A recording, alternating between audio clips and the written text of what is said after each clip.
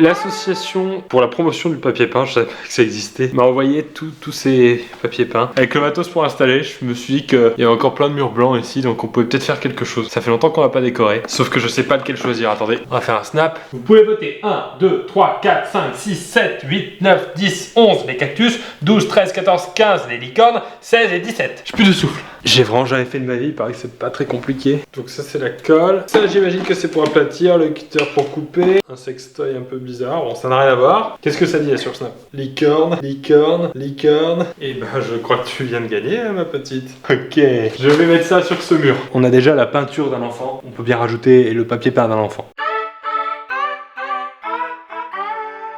Et c'est pas du papier peint que je fais, hein. C'est un slime challenge. J'avais oublié ce petit détail dans les papiers peints. En fait, pour que les motifs tombent sur les mêmes que l'autre, il faut décaler un petit peu. C'est pas grave, je vais faire un raccord haut, vous inquiétez pas. Je suis très fort.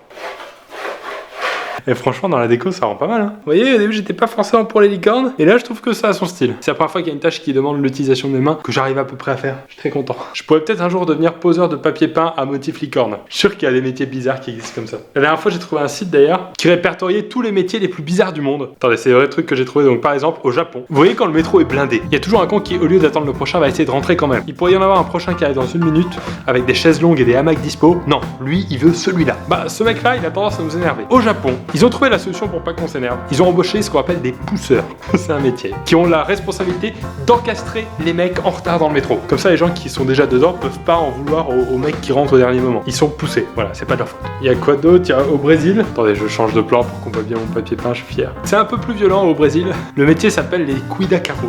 Les cuidacaros, c'est assez banal sur le principe. C'est des mecs qui vont garder votre voiture contre un petit billet. Pendant que vous êtes au resto, ils la surveillent dans la rue. Classique, sauf que dans leur boulot, si un mec essaye d'attaquer votre voiture, le cuidacaros a pour mission de lui casser la gueule.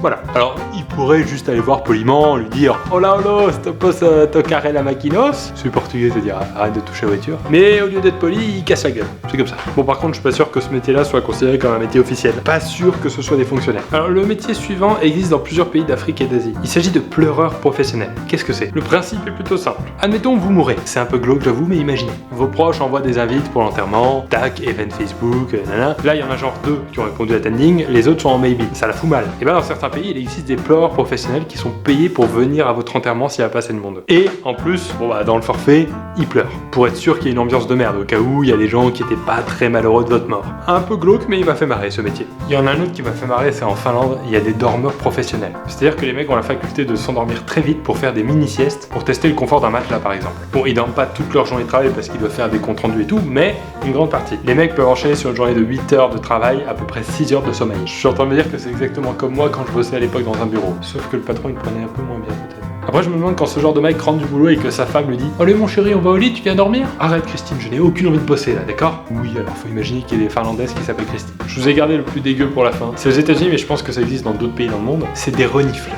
C'est des hommes ou des femmes dont le métier consiste à toute la journée renifler les aisselles ou les pieds de personnes inconnues pour tester l'efficacité de produits comme les déodorants ou des savons. Vous voyez les pubs de déo avec marqué efficacité 48 heures? Et ben derrière, dites-vous que pour vous donner ce chiffre, il y a une madame qui pendant 48 heures a reniflé régulièrement les aisselles d'un panel de 10 à 15 personnes pour savoir si c'était vraiment efficace 48 heures. On peut remercier la madame. Bon, c'est vrai qu'il y a plein de métiers bizarres qui existent comme ça. Et moi des fois, franchement, j'imagine des métiers qui n'existent pas forcément mais qui devraient exister. Par exemple, les vendeurs de chaussettes à l'unité. Vous faites une lessive, sur une paire de chaussettes, vous en trouvez qu'une, comme tout le monde. Vous avez aucune envie de racheter une paire. Vous allez chez le vendeur de chaussettes à l'unité, vous lui dites bonjour, monsieur le vendeur de chaussettes à l'unité, j'aimerais retrouver ma paire de chaussettes Bordeaux, puisque je n'ai plus que celle-là. Il retrouve le modèle dans son stock de chaussettes à l'unité et il vous la vend. Il n'y a pas de petite économie, on est d'accord. Ensuite, j'ai imaginé le videur d'historique de portable. Alors lui, je l'imagine dans une petite boutique, dans une petite ruelle, le truc, vous voyez, à moitié légal. Et en fait, c'est pour les gens qui sont en couple notamment et qui savent qu'ils ont des dossiers dans des anciennes conversations Facebook,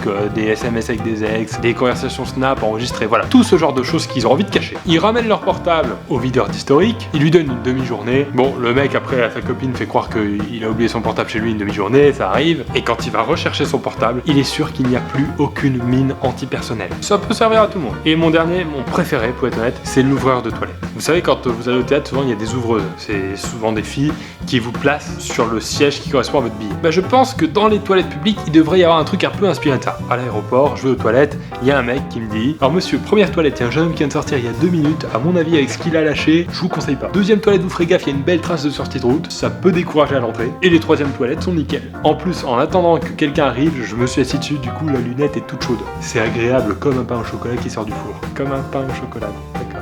Bon voilà, j'espère que cette vidéo vous a plu, j'espère que ce papier peint vous a plu. Si vous-même vous voulez imaginer des métiers qui n'existent pas mais qui devraient exister, on va faire un petit jeu, vous laissez ça en commentaire. Celui qui a le plus de likes avec la meilleure idée, je lui envoie les cactus. Il recevra ça à la maison. Et après il se débrouille pour coller, si moi j'y arrive, tout le monde peut y arriver. Je vous propose de vous abonner.